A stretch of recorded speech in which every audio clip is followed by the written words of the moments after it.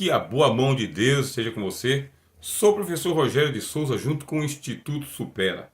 E agora nós vamos estudar a disciplina de religiões comparadas. Existem 5 gigantescas religiões no mundo. E essas religiões têm várias seitas. E cada uma das seitas tem as suas próprias heresias. Vamos lá, a terminologia é esta mesmo. Você começa a estudar religiões comparadas dos grandes blocos até as minorias. O primeiro grande bloco tem as 3 religiões monoteístas: cristianismo, islamismo e judaísmo.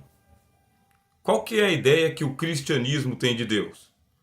Que Deus Pai, ele eternamente gerou Jesus, o Deus Filho. Ele, o Pai e o Filho, eles enviam a terceira pessoa, que é o Espírito Santo. Portanto, 3 pessoas, Pai, Filho e Espírito Santo, um único Deus. Não 4 deuses e nem 3 deuses. Um único Deus na pessoa do Pai, do Filho e do Espírito Santo. Isto é o cristianismo. Aí você vai ter o islamismo. O islamismo, eles acreditam na existência de um único Deus, Alá, e o seu profeta, Muhammad, o qual recebeu o Corão. Deve ser chamado de Muhammad e deve ser chamado de Corão. Como que nós fazemos? Nós transliteramos para Maomé e para Alcorão. Os muçulmanos não querem que isso aconteça de forma alguma. Deve ser chamado de Muhammad, profeta, e Corão, o livro. E o judaísmo? O judaísmo acredita também na existência de um único Deus. Eles evitam a todo custo usar a palavra Deus e utilizam a palavra Hashem. A tradução para Hashem significa o eterno. Evitam, nós falamos, eles acreditam em Jeová, mas eles mesmos não usam nem a palavra Jeová, Javé ou Yahvé. Utilizam a palavra Hashem.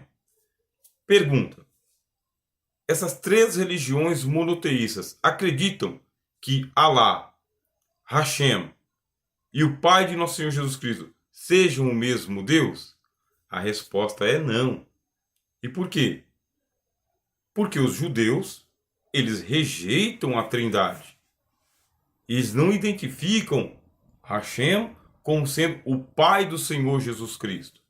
E de igual forma, embora que os muçulmanos digam que o Deus dos hebreus agora apareceu a Muhammad, portanto, é o mesmo Deus, aí eles colocam em uma ambiguidade. Só que eles que são o povo do livro precisam se converter a Alá.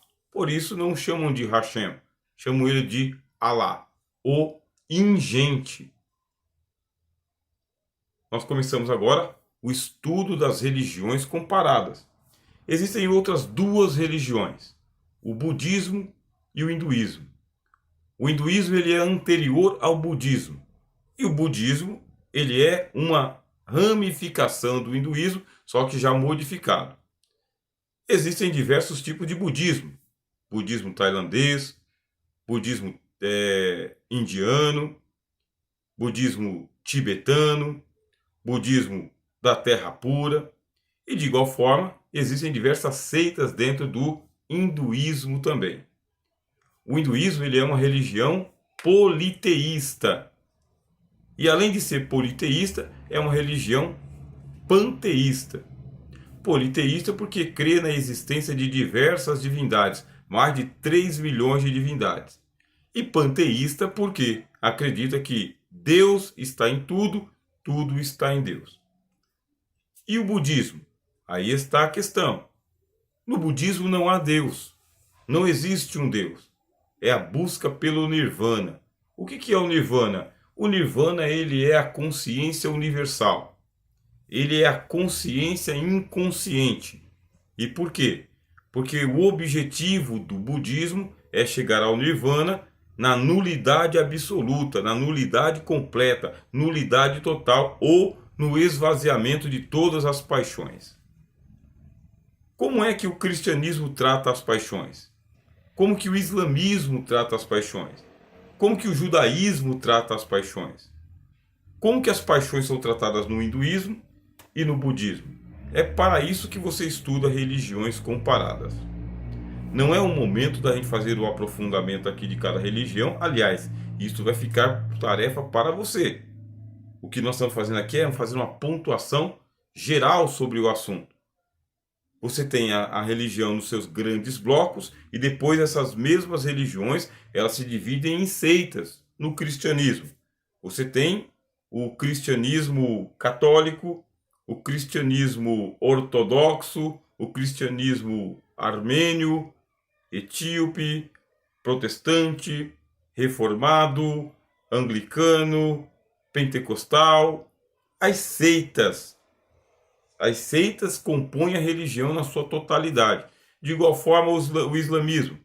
Você tem os sunis, sunitas, e os shias, xiitas, e outras mais, como os sufis. Você vai para o judaísmo, você tem os ortodoxos, os ultra-ortodoxos, sefaraditas, askenazitas. É uma infinidade dentro do judaísmo também de seitas. O que se falar do hinduísmo ou do budismo? Nas religiões comparadas, você vai dos grandes blocos para as seitas. Chegando dentro das seitas, existem as hereses, heresias. Heresia é um termo que significa uma doutrina alternativa. Hereses é a escolha. Cada seita vai defender uma ramificação da doutrina principal.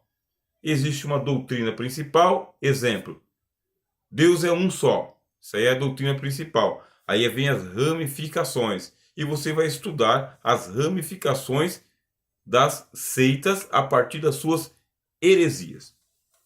Sabendo disso, vamos começar o estudo. Você tem aí o livro-texto, que são as heresias dentro do cristianismo. Qual foi a primeira gigantesca heresia que o cristianismo ele enfrentou? Sem dúvidas, ele enfrentou o judaísmo. Você lembra que o apóstolo Paulo veio do judaísmo e dentro do judaísmo havia o legalismo. Legalismo é a guarda estrita da lei como parâmetro de salvação.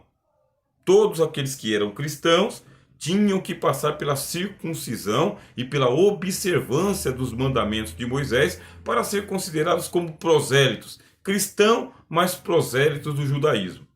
Aí surge a pessoa de Paulo e ele vem pregando Cristo sem a necessidade da guarda dos mandamentos de Moisés, porque toda a lei já estava cumprida. Paulo passou toda a sua vida combatendo contra o legalismo. Legalismo é uma ramificação, uma heresia dentro do judaísmo. E esta heresia do legalismo veio bater nas portas da igreja e os judaístas queriam judaizar a igreja. Paulo pegou a pena dele, escreveu, exerceu o ministério apostólico dele e combateu os legalistas, fim do primeiro século. Mas, antes que o primeiro século findasse, surgiu a seita dos gnósticos. Esses gnósticos, eles eram os sábios segundo a carne, que o apóstolo Paulo falou na carta aos Coríntios, e depois ele combateu esses sábios segundo a carne na carta aos Colossenses. Depois o apóstolo João combateu o gnosticismo através do evangelho que está escrito, Evangelho de João, e das 3 cartas que ele escreveu. Um combate ao gnosticismo. O que vem a ser o gnosticismo? É uma espécie de interpretação místico-filosófica da doutrina cristã. Estes sábios segundo a carne já praticavam algum misticismo dentro das suas religiões, uma busca de salvação através da gnose, do conhecimento, para alcançar uma iluminação. O ideal deles era chegar até o Logos. O Logos em que sentido? O Logos em sentido primário. Por quê? Porque havia um pleroma E esse pleroma significa a plenitude do Logos. As seitas gnósticas ensinavam o seguinte: o mundo ele foi criado pelo Logos, e este mundo criado pelo Logos ele está dividido em aions. O que são aions? Séculos, ou eras, ou andares da criação. Tudo era utilizado para poder exemplificar. Seus livros diziam que o Logos ele veio do mais alto dos aions, do mais sublime dos aions, do mais perfeito dos aions, e ele veio descendo camada por camada. Em cada camada ele fez uma obra. Só que em cada camada ele não foi reconhecido imediatamente. Quando chegou no mundo dos homens, é a mais decadente de todas as camadas. Este aion aqui é totalmente decadente. Por quê? Porque ele foi criado como uma espécie de prisão das almas. E neste mundo, os homens se dividem em 3 categorias. A categoria dos carnais, a categoria dos psíquicos e a categoria dos pneumáticos. Os carnais são os sárquicos ou ílicos. Por que ílicos? Ílicos daquilo que é matéria, tá bem? Então, seres materiais, seres feitos de corpo. Esses aqui, eles são apenas carne, sárquicos. Eles se satisfazem com os prazeres da carne. A segunda categoria são os psíquicos. Quem são os psíquicos? São aquelas pessoas que elas são sensitivas, são aquelas pessoas que dão um pouco mais de abertura para o emotivo, um pouco mais de abertura para o sentimento. São psíquicos. O equivalente seria os psicólogos, né? Ou os psicologistas, ou os psicanalistas. E qual o terceiro e melhor dos grupos? Os pneumáticos. Os pneumáticos são os espirituais, aqueles que já venceram as paixões da carne, aqueles que não são levados pelos sentimentos, pelas paixões da alma. Os pneumáticos são espirituais. Esses já estão contemplando o Logos, já estão contemplando a palavra, já estão em um nível noético de nous, de mente. Qual é a salvação que a gnose propõe? A gnose propõe uma salvação através do conhecimento místico das doutrinas gnósticas, uma comunhão com o Logos e não o Logos carnal. Quando esses gnósticos vieram para a fé cristã, porque já eram gnósticos antes, quando eles vieram para a fé cristã, encontraram a doutrina dos apóstolos, e entre as doutrinas dos apóstolos, a encarnação do Verbo de Deus. Aí foi uma confusão, porque eles não acreditavam que o corpo fosse bom, que o Logos pudesse encarnar, e começaram a negar a encarnação de Jesus. Diziam que Jesus ele era uma espécie de holograma andando por aí, que havia uma espécie de projeção, uma projeção aparente de Jesus, mas ele era intangível. Ele aparecia e desaparecia. Tinha aparência humana, mas não era humano. Aí você diz, ainda bem que acabou. Acabou porque surgiram os apologetas. Os apologetas, você tem aqui o começo com o apóstolo Paulo, depois o apóstolo João. Os apologetas, eles são a segunda geração de cristãos, logo após os apóstolos. Por isso eles são chamados de pais apostólicos. Pais apostólicos porque eles ainda viram os apóstolos. E entre eles começam a surgir os apologetas, defendendo a doutrina cristã e atacando o gnosticismo. Não pense que era uma seita aqui ou outra acolá, um líder aqui ou outro líder acolá. Eles estavam realmente assim, infiltrados na igreja. Tinham bastante prestígio, eram bons oradores, a grande maioria eram líderes carismáticos e outro detalhe, eram pessoas sensatas, viviam conforme a pregação que eles tinham. Muita gente admirava os gnósticos, queria ser como ele. Exerciam autoridade sobre a igreja. Parece que, por exemplo, o apóstolo João, ele falou de Diótrefes, que exercia o primado na igreja, rejeitando a autoridade de João sobre a igreja. Diótrefes é um exemplo de um gnóstico.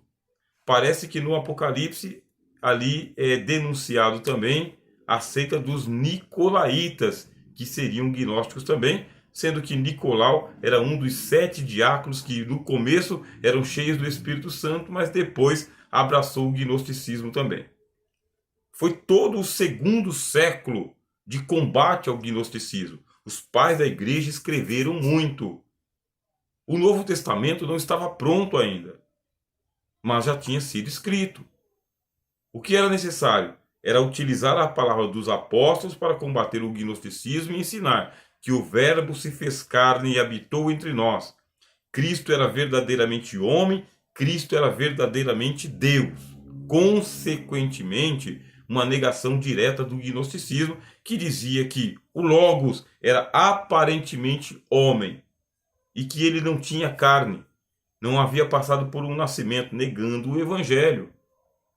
Muitos diziam que o Espírito desceu sobre Cristo na hora do batismo e até aquele momento Jesus ele era um pecador. A partir do batismo ele foi adotado, surgiu o adocionismo, ele foi adotado pelo Espírito e agora ele era o Filho de Deus. Não dá para aqui em poucos minutos colocar tudo que o gnosticismo ensinou. Por isso, é sua tarefa a partir de agora estudar em momento oportuno o gnosticismo, os diversos gnosticismos, não tinha um só, e foi todo o segundo século combatendo ele, todo o segundo século. Foi por causa do gnosticismo que os apóstolos, que os pais da igreja, organizaram o Novo Testamento e colocaram ali os 4 evangelhos, as cartas de Paulo, as cartas gerais, a profecia, o livro histórico. Nem todas as igrejas tinham o cânon completo do Novo Testamento, tinham alguns livros e outros não tinham. Demorou uma temporada para o Novo Testamento ficar pronto, mas os apologetas escreveram e conseguiram, por fim, condenar a heresia gnóstica. Mas foi muito difícil, quase fomos solapados, tá bem? Bom, havendo falado um pouco sobre o gnosticismo, todas essas informações mais aprofundadas você tem aqui em nosso livro-texto, tá bem? Aí surge o docetismo, que também é uma forma de gnosticismo. Qual que é a diferença? A diferença é de que o docetismo ele tem origem entre os judeus. Você lembra que eu acabei de dizer sobre uma das heresias judaicas, que era o legalismo?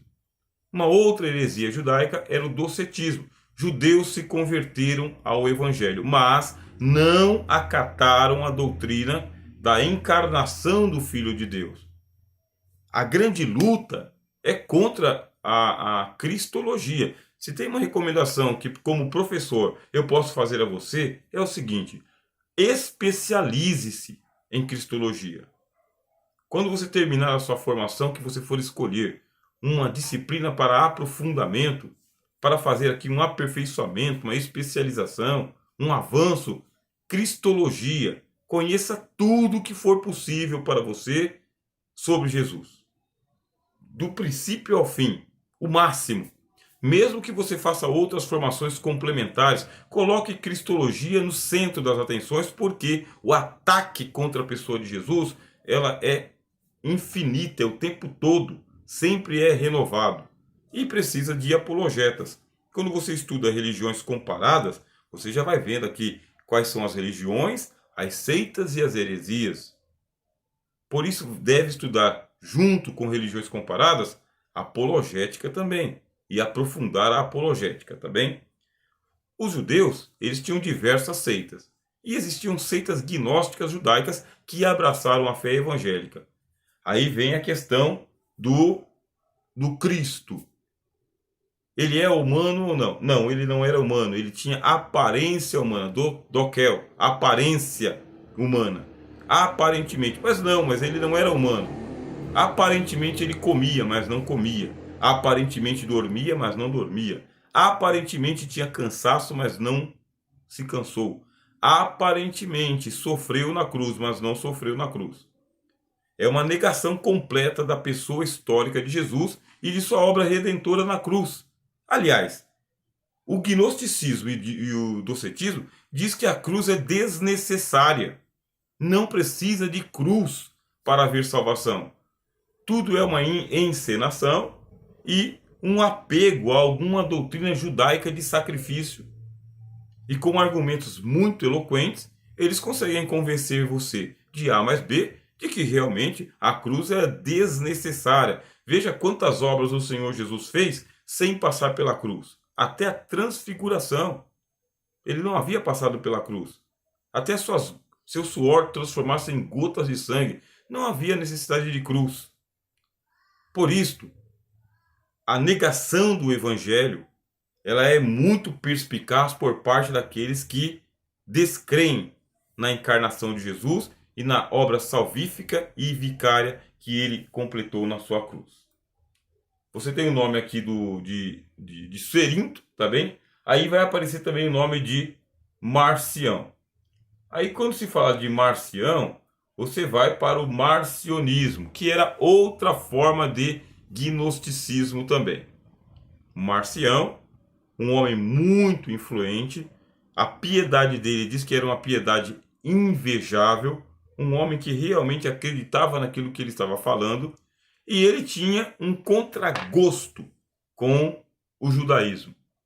Um contragosto muito grande mesmo, porque ele queria Cristo puro, sem participar de nada da raiz dos judeus. E para fazer isso, ele negou o Antigo Testamento. O Antigo Testamento não é a obra de Deus, o Pai do nosso Senhor Jesus Cristo. O Antigo Testamento é obra de um demiurgo. Esse demiurgo é o criador do mundo antigo. Um mundo mau, um mundo imperfeito, um mundo mal feito. Por isso, o Deus do Antigo Testamento, de acordo com Marcião, é um Deus mau, um Deus imperfeito, que não é um Deus, é um demiurgo. Quem que é o Deus verdadeiro? O Pai do Senhor Jesus Cristo. O Pai de nosso Senhor Jesus Cristo e o Senhor Jesus Cristo. E aqui Marcião, por incrível que pareça, ele deu uma grande contribuição por causa que ele montou uma biblioteca. E na biblioteca dele ele tinha os manuscritos, cópias, né? Cópia dos manuscritos do apóstolo Paulo, uma grande parte. Ele era um colecionador dos evangelhos, mas, como sempre acontece com um heresiarca, heresiarca é aquele que fundamenta a heresia, que defende a heresia, que patrocina a heresia. Ele, como um bom heresiarca, ao rejeitar o Antigo Testamento, ele começa também a recortar partes dos evangelhos, partes da carta do apóstolo Paulo, partes das outras cartas cristãs, para dizer, essas partes aqui são canônicas, inspiradas, as demais não, tem conteúdo judaico. Todas aquelas partes em o Novo Testamento que faziam referência ao Deus do Antigo Testamento como sendo o mesmo Pai do nosso Senhor Jesus Cristo, Marcião ele condenava, ele não aceitava. Aí surge o marcionismo. Marcionismo ensinando que Deus, Jeová, é um Deus mau. O Velho Testamento não deve nem mesmo ser lido, e o Senhor Jesus Cristo, ele veio para salvar sem a lei, totalmente pela graça, absolutamente pela graça. Você fala, então ele era um pré-reformado? Não, ele nega as escrituras. Não é por causa que um ou outro heresiarca ou herege. Qual é a diferença entre o heresiarca e o herege? O herege é o filho. O herege é o que defende o que o heresiarca fundamentou. O herege, ele defende uma ou outra doutrina. E o heresiarca? O heresiarca fundamenta a heresia. Ele inventa a heresia. Por isso, uma ou outra heresia vai acabar surgindo, sim, mesmo na igreja que se pronuncia como sendo ortodoxa. O que é uma igreja ortodoxa? É aquela que diz, esta é a doutrina verdadeira. Bem sabemos que a igreja cristã, ela tem um conjunto de doutrinas autorizadas, um conjunto de doutrinas ortodoxas, que são reconhecidas por toda a cristandade, como, por exemplo, a divindade de Jesus, a divindade do Espírito Santo, a sua morte vicária na cruz, a sua ressurreição no terceiro dia, a promessa da sua volta, o juízo final. Depois, existem aquelas outras doutrinas que são discutidas. No caso de uma seita, ela já começa negando as principais doutrinas da fé ortodoxa. A divindade de Jesus? Do Espírito Santo? Morte vicária? Volta em glória? E aí, o que vocês defendem então? Aí surgem as heresias dele, que o apóstolo Pedro chamou de heresias de perdição. Por isso, quando você vê que um ou outro ponto de uma seita é igual ao que é defendido pela tua igreja, pela tua denominação ou ministério, não é por isso que ela lá é uma igreja verdadeira, irmã ou co-irmã da tua igreja, da tua denominação. Por quê? O Cristo disse: guardai-vos do fermento dos fariseus. E ao mesmo tempo ele disse: escribas e fariseus se assentam na cadeira de Moisés. Fazei tudo quanto vos disserem, mas não procedais em sua conformidade com as suas obras, porque eles ensinam, mas não praticam.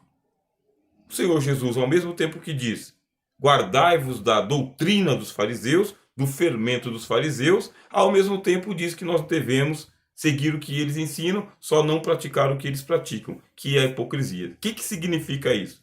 Significa que no estudo das religiões comparadas, tem ponto que vai bater com a doutrina, que é parecido, que é igual. Mas existe o fermento. E o fermento faz um distanciamento entre a verdade da fé e a falsificação desta verdade. Acompanhou? Bom, nós estamos aqui com a doutrina de Marcião e nós vamos falar sobre a doutrina de Pelágio.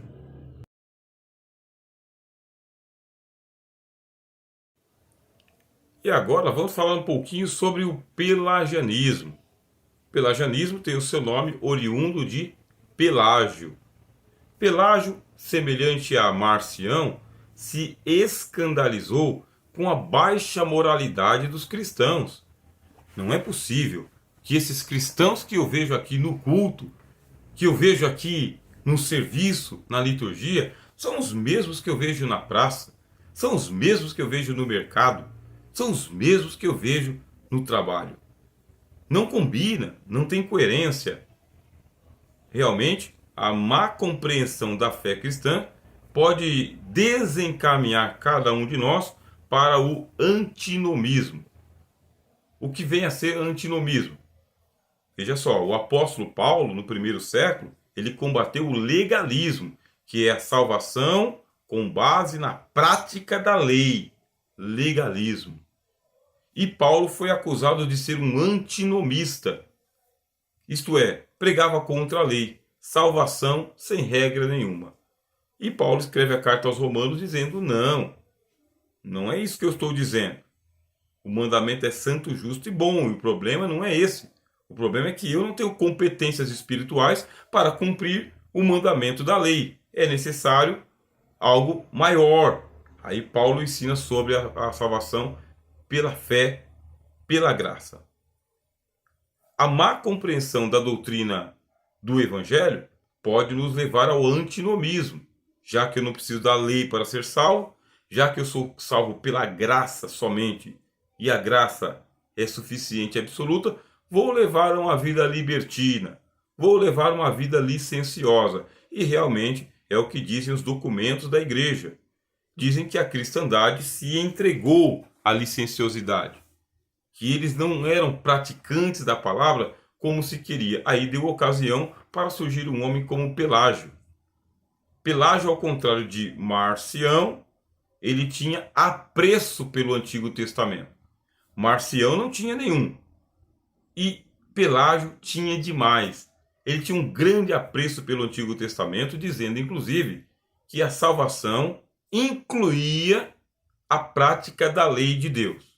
Ou, como dizem os adventistas hoje, a lei moral, porque eles fazem divisão entre a lei moral e a lei cerimonial. Os adventistas, eles falam, nós não precisamos cumprir a lei cerimonial, mas nós não estamos isentos da lei moral expressa no decálogo dos 10 mandamentos. Assim também, Pelágio dizia: nós precisamos cumprir a lei de Deus. Por quê? Porque agora nós temos a graça para cumpri-la. Antes não. Antes nós não tínhamos o Espírito Santo, nós não tínhamos o Evangelho, nós não tínhamos a competência para cumprir a lei. Mas com a chegada do Cristo e com a descida do Espírito Santo, nós temos condições e dever de cumprir a lei. Isto é, Deus não diria para você fazer se você não tivesse condições de fazer. Se você tem condições de fazer e não faz, isto é pecado. Qual que era a ideia de Pelágio? É dar lugar à doutrina do livre-arbítrio realmente. O homem é responsável pelas suas obras e o homem é responsável pela sua salvação. E essa sua responsabilidade deve levá-lo à prática da lei. A lei de Deus e do Evangelho também. Pelágio foi combatido. E por quê? Porque o ensino dele chegou até a África. E quem foi que encontrou lá na África? Encontrou Agostinho de Hipona. E nesse encontro das águas, agostinianismo e pelagianismo, nesse encontro das águas, quem é que ensinava a predestinação? Quem é que ensinava a salvação pela graça? Agostinho, que a história chama de Santo Agostinho. Agostinho teve uma conversão bastante dramática, ele conta no seu livro Confissões.